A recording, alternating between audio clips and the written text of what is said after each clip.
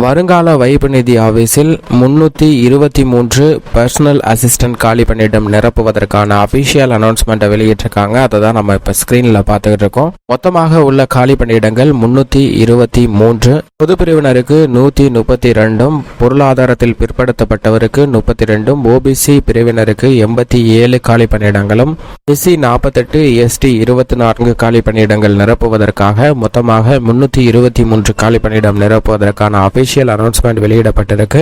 வயது வரம்பை பொறுத்த வரைக்கும் 30 வயதிற்குள் இருக்க வேண்டும். ஓபிசி பிரிவினருக்கு 3 ஆண்டுகளும், எஸ்சி எஸ்டி பிரிவினருக்கு 5 ஆண்டுகளும் தளர்வு வழங்கப்பட்டிருக்கு. மாற்றுத்திறனாளிகளுக்கும் அரசு வழிகாட்டு நெறிமுறைப்படி வயது வரம்பில் தளர்வு அறிவிக்கப்பட்டிருக்கு.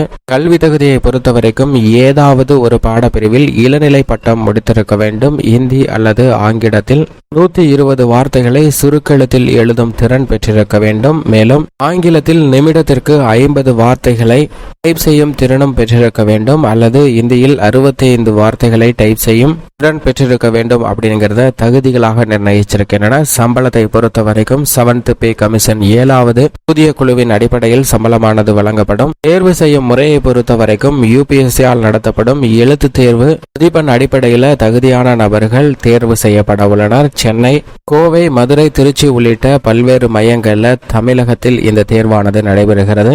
விண்ணப்பிப்பதற்கு அபிஷியல் இணையதளம் upsconline.nic.in என்ற இணையதளத்தில் விண்ணப்பிக்க வேண்டும். விண்ணப்பிப்பதற்கு கடைசி நாள் வரும் 27ஆம் தேதி.